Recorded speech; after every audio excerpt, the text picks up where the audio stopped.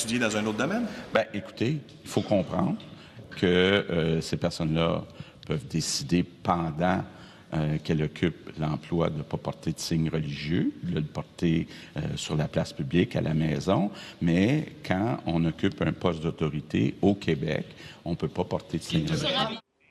Alors, vous répondez quoi à ça? Vous avez juste à l'enlever en arrivant à l'école, puis vous le remettrez en sortant. Qu'est-ce que vous répondez? Soulaf, allez-y. Oui. Moi, je pense que personne ne devrait avoir à choisir entre une partie de son identité et sa passion. C'est juste une inégalité. Je pense que ce débat ne devrait pas avoir lieu.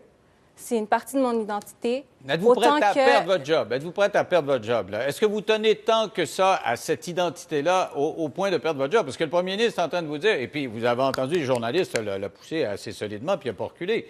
Il dit, OK, elles veulent le porter, elles ont juste à mettre une croix sur leur carrière d'enseignante. Ça s'adresse particulièrement à vous deux, là.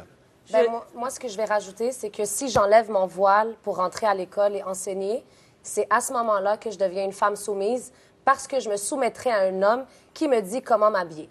Alors que là, je ne suis pas soumise à personne. Un homme ou une société? Parce que je parlais des sondages tantôt, là, c'est énorme. C'est une société qui...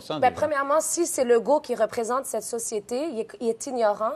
Il vient juste de dire dans le clip que vous avez mis qu'elle le porte à la maison. Donc, dans l'islam, on ne porte pas le voile à la maison, juste pour le dire. Je le porte à l'extérieur de chez moi. Donc, c'est une parenthèse que je voulais rajouter. Alors, vous le portez pourquoi, donc?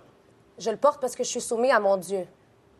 Et votre Dieu vous a dit que ça vous prend absolument un voile? Oui.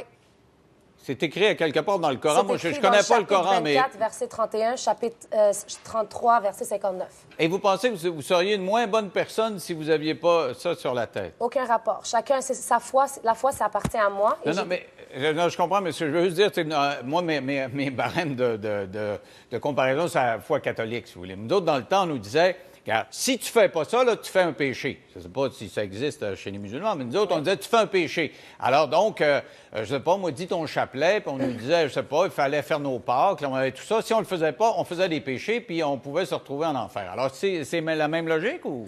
Mais Denis, je pense qu'on s'éloigne un peu du débat, désolé, mais le débat aujourd'hui, c'est pas pourquoi on n'enlève pas le voile pour enseigner, c'est pourquoi on doit enlever le voile pour enseigner, pourquoi on doit choisir, pourquoi on doit faire ce choix-là. Et puis, les raisons que vous me donnez ne sont pas valides. On peut rentrer longtemps dans des débats religieux et en finir jamais, mais ça fait partie d'une identité, ça fait partie d'une identité, ça finit là. Je pense vraiment que le débat, c'est est-ce que c'est vraiment la laïcité qu'on est en train de viser ou est-ce que c'est vraiment une minorité qu'on veut exclure de la société? C'est ça le débat. Alors, je reviens à la question du premier ministre qui dit, bon, bien, ces jeunes filles-là ont plein de talent, elles peuvent l'exercer ailleurs que dans les endroits où il y a de l'autorité. Êtes-vous prête à aller dans d'autres secteurs? Je sais qu'il y en a une qui étudie en médecine, l'autre en technique d'architecture, là, et vous avez décidé d'aller en enseignement finalement. Est-ce que vous seriez prête à revoir vos choix compte tenu de ça? Bien, le Québec, c'est pas un pays, donc on est au Canada. Le Canada est immense. Je peux aller n'importe où travailler.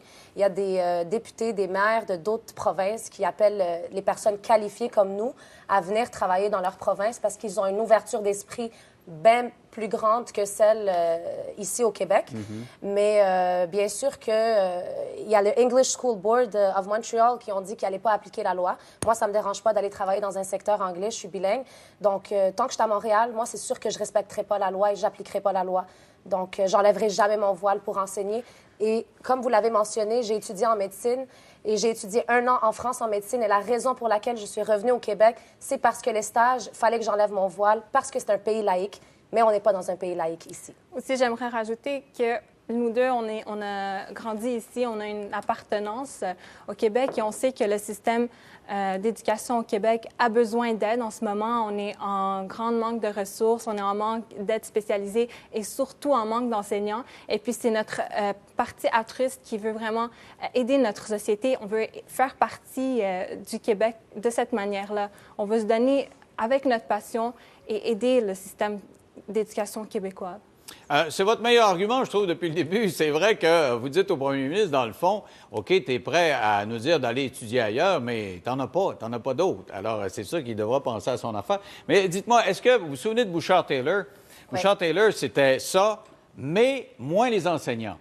Pensez-vous pas que c'est une position initiale de la part de la CAQ déposant c'est-à-dire un projet de loi, pour éventuellement reculer parce que vous réagissez, vous organisez cette réaction-là? Il pourrait toujours dire, OK, alors on va s'en sortir en disant on va aboutir à la solution Bouchard-Taylor, c'est-à-dire que les enseignants ne seront pas privés de ce droit-là, mais tout le reste des gens en poste d'autorité n'auraient pas le droit d'avoir des signes religieux. À ce moment-là, seriez-vous d'accord? Non.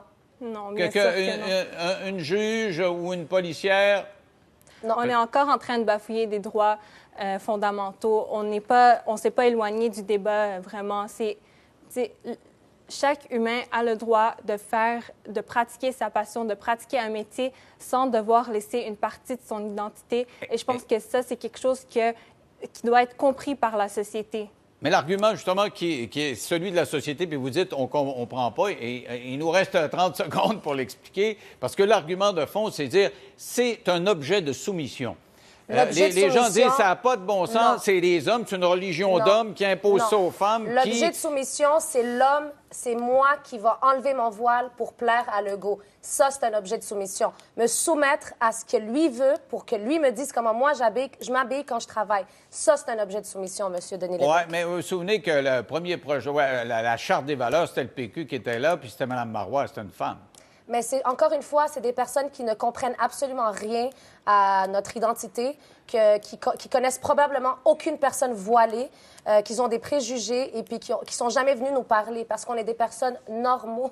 Moi, je suis la seule voilée de ma cohorte à l'université et croyez-moi, il n'y a pas de différence entre moi ou une autre personne dans ma classe. On est tout aussi compétents. Mais si vous êtes la seule, de deux choses. Une, où vous croyez vraiment au précepte dont on a parlé tantôt, ou vous n'avez pas peur de vous faire montrer du doigt, vous voulez vous distinguer. Parce qu'être tout seul dans un groupe, l'instinct grégaire fait qu'on veut tout être dans la gang. Là, mais je suis dans la gang, je suis dans la gang. Les profs m'adorent, j'ai des amis, je suis dans la gang, là, comme vous le dites. Là. OK. Ben, merci à vous deux d'avoir participé à cette réflexion-là. Le premier ministre, donc, on verra ce qu'il va dire au cours des prochains jours, mais c'est vrai que c'était la première fois qu'il le disait aussi carrément. Au retour, on est à Québec, on l'a dit tantôt. On va parler de l'état de la ville de Québec avec Karine Gagnon et Jérôme